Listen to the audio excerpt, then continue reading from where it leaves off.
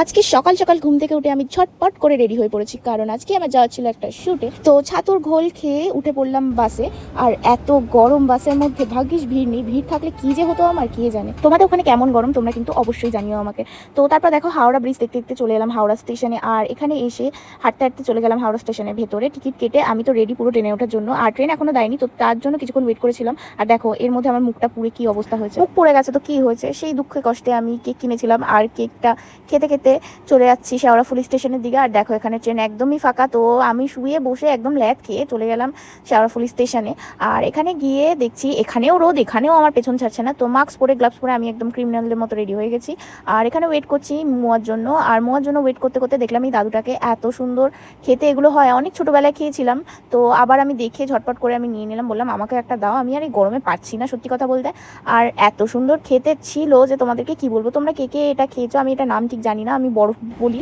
এটা খেয়ে একদম আমার গলাটা পুরো শান্ত হয়ে গেল, এত ভালো লাগছিল খেতে কি বলবো। আর তোমরা কে কে খেয়েছো আমাকে কমেন্ট করে জানাতে কিন্তু একদম ভুলো না। তারপর দেখো আমি চলে এলাম স্টুডিওতে। আর স্টুডিওতে এসেই তো প্রথমে আমি রেডি হয়ে নিয়েছি, এখানে পরে নিচ্ছি ব্লাউজ ওপরে। তো আজকে আমার লেহেঙ্গা পরার কথা, তো লেহেঙ্গার জন্য যে ওপরে ব্লাউজটা ছিল তো সেটাই পরেছি। দেন তারপর আমার বেস কমপ্লিট করেছে মোয়া, আর এত সুন্দর বেসটা করেছিল কি আর বলবো। দেন তারপর পাউডার দিয়ে আমার মুখটাকে ভালো করে ময়দা মাখাচ্ছিল, ময়দা বলবো না সত্যি কথা বলতে। আর আমি যেখানে থাকবো সেখানে কাণ্ড হবে না, এটা তো হতেই পারে না। তো দেখো আমি কতটা পাউডার আমি ফেলে দিয়েছি, আমার হাত লেগে পড়ে গেছিলো, এত খারাপ লাগছিল যে কি বলবো। তারপরে নিজের মুখটা দেখে মনটা খুশি হয়ে গেল, এত সুন্দর মেকআপ করেছিল যে কি বলবো, কত ফ্ললেস লাগছে। কারণ এমনিতে তো ভূতের মতো আমাকে দেখতে, ট্যান পরে আরও মুখ পুড়ে গেছে, তো দেখো কত সুন্দর লাগছে। তারপর আমি নিজের থোবরা নিয়ে এই দেখো এখানে বড় লং মিরারে কেট মেরে কিছুটা ফটো তুলে নিচ্ছিলাম।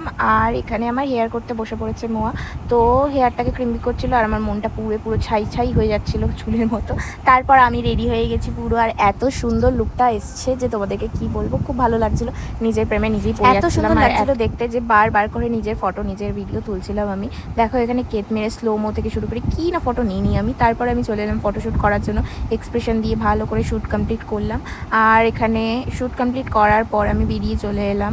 তো এখন যাব বাড়ি। আর আজকে তাড়াতাড়ি শ্যুটটা কমপ্লিট হয়ে গেছে আর মনটা খুশি হয়ে গেছে। কিন্তু তাড়াতাড়ি শ্যুট কমপ্লিট হওয়ার পরেও কি আমার বাড়ি যেতে তো অনেকক্ষণ টাইম লাগবে, মোটামুটি 2 ঘন্টা মতো সময় লাগবে। আর দেখো সানসেটটা এত সুন্দর ছিল যে কি বলবো তোমাদেরকে। সানসেটটা এনজয় করতে করতে চলে যাচ্ছি বাড়ির দিকে। আর বাসে উঠে আমি কিনলাম একটা চিকেন প্যাটিস, আর এটা খেতে খেতে চলে যাচ্ছি বাড়ি। তো দ্যাটস ইট ফর টুডে।